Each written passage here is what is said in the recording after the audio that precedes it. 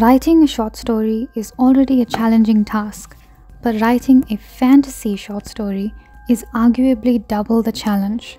How would you encapsulate all the world building that comes with a new fantasy setting in such limited words?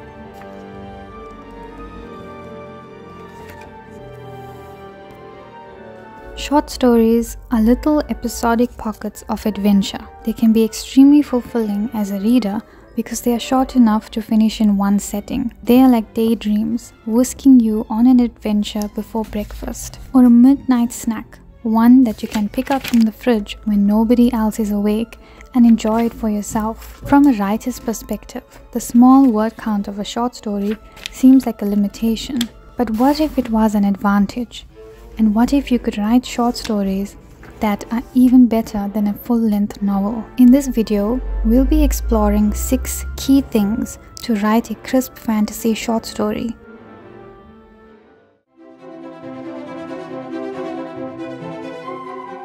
There's one thing we can assume about the reader if they are reading our story, that they already understand the genre they are reading, and thus they know certain tropes, character archetypes, and common themes in the fantasy genre. This way, we don't have to start from scratch.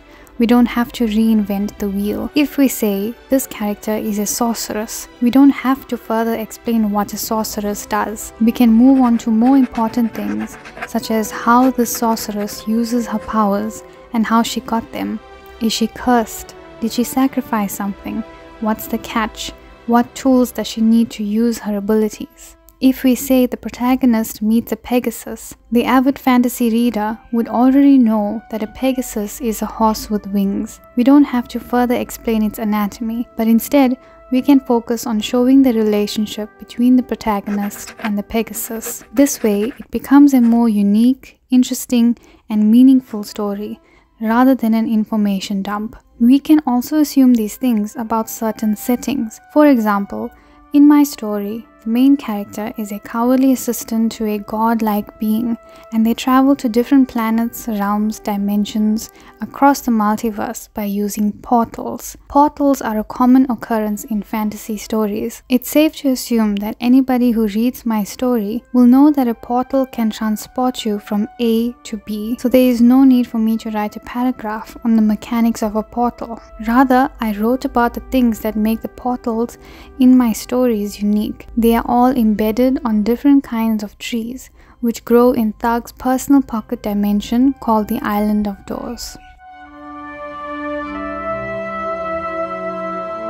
Ideas and inspiration can sprout at any time. The problem is we don't know when something will inspire us for an artwork or a story we'll create in the future. In the moment, we are simply fascinated and enamored by that thing. This is why so many writers keep a notebook, a second brain repository for collecting all the sentences, phrases, words, emotions, and descriptions that inspire them. Last year, I visited Cape Town for the first time. During the trip, we visited a place called a Scratch Patch, where you could purchase a little bag and then let yourself loose in this cave where the floor was littered all over with gemstones. I was fascinated with these gemstones, and they inspired me to write a new short story. Over the span of a year, this experience inspired me to create a series of creatures based on different gemstones: the pre-night siren, the quartz fly, the emberling pixie, the obsidian owl, and a bunch of other fantasy creatures. This is how ideas generate. We collect our unique fascinations, capture them somehow in a sketchbook or notebook, and over time, our brain makes connections between these multiple fascinations. In this case, the inventory of semi-precious creatures was a result of a combination of 2 of my fascinations: fantasy creatures and gemstones.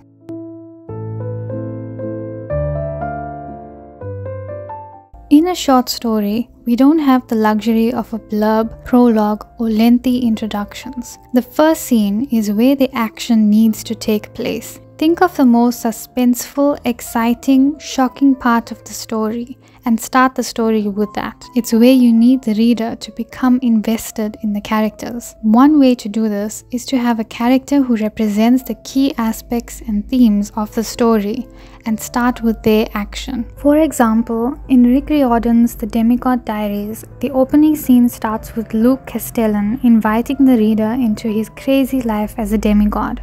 And later, another short story opens with the protagonist Percy and Annabeth on a picnic date, and Annabeth telling Percy he forgot about something. In the first short story, in The Last Wish, the scene opens with a strange, unpleasant man with white hair and a sword strapped to his back. He tries to order beer and a room for the night, but the innkeeper denies him, leading to a quick fight. We later learn that the strange, violent man is actually our protagonist, the Witcher. In my story about the semi-precious creatures, I needed a way to introduce the reader to the entire concept of gemstone creatures as soon as possible. This led me to create a character called the Howlite Pegasus. He's the first encounter the reader has of a semi-precious creature.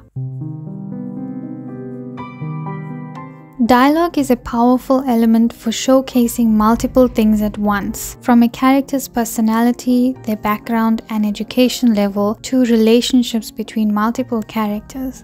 But in this short story specifically, we can also share descriptions in dialogue. Instead of doubling the word count and writing description in prose, one way to achieve description in dialogue is when a character is asking questions while the other, more knowledgeable character answers questions. Some examples of such characters who introduce the worlds to the main character and the reader are Hagrid, Gandalf, Kelsier, and Haymitch. Another way is to have a character or two characters think aloud about events that already happened or about future events. This is also a great way to show a character's fears, flaws, and even an opportunity for foreshadowing. The best example I can think of for this is the dialogue between Sherlock and Watson. We are mostly kept in the dark about Sherlock's thought process until Watson prompts him to explain something. Writing dialogue this way makes a short story more than just jumping from one block of description to another. The reader is more closely part of the adventure and they live the story with the characters. So now we've got the reader interested in our story, invested in our characters, and past the first scene. Our new task is to harness that interest and carry it throughout to the ending. One of the best ways to ensure the reader keeps turning pages is to include a mystery, a question unanswered, or a clue to a bigger unseen puzzle, or a ticking time bomb. Such things keeps a reader in suspense and at the edge of their seat with the desire to have this mystery resolved. In my story, the mystery revolves around a stolen gemstone. In your short story, make sure to include a scene, and most likely it will be the climax, where this mystery gets resolved. Throughout the story, you could leave enough information for the reader to make a conclusion and solve the mystery themselves, and then confirm their theories in the climax, making them feel part of the story like one of the characters. Or you could leave a red herring, something that misleads them into thinking they know what the outcome will be, but then completely shatter or surprise them with the truth. A segue is a smooth transition from one point of the narrative to another. In a novel, we can have segues between chapters by ending a chapter in a cliffhanger or dialogue or a plot point. In a short story, especially in an episodic short story series like the Polka Dot Files, we can segue to the next story. This is an element I try to include in the ending of all my stories, either by introducing a new character who may have been behind certain unexplained problems, or having a quick action sequence of the beginning of a new problem. When reading my stories, there are certain things a reader will start to question. Why does Thug have to obey his boss all the time, and is Thug powerful? Where did the portals come from? And what kind of creature is he exactly? These are all parts of the larger story, connecting across multiple short stories. At the end of the inventory of semi-precious creatures, the gem keeper gives Thug a gift, and they discuss the next steps they have to take to capture the remaining rogue creatures. A really popular example of this in demonstration is at the end of every Marvel movie, there being an end credit scene which relates to an upcoming movie, is just a way to show the reader that this adventure may be closed for now, but there is still more to look forward to. I hope this video inspired you to start exploring the short story format. Completing a short story usually takes me between 1 to 2 months, but it feels incredibly fulfilling to complete something, instead of struggling through a full-length novel for several years. Maybe this is the thing that could help you overcome writer's block. I would love to make more videos about writing fantasy short stories. What questions do you have and what would you like to discuss? What are your favorite tropes of fantasy and your less favorite ones? Feel free to let me know in the comments. Thank you for watching and I hope you'll enjoy the adventure. I'll see you in the next video.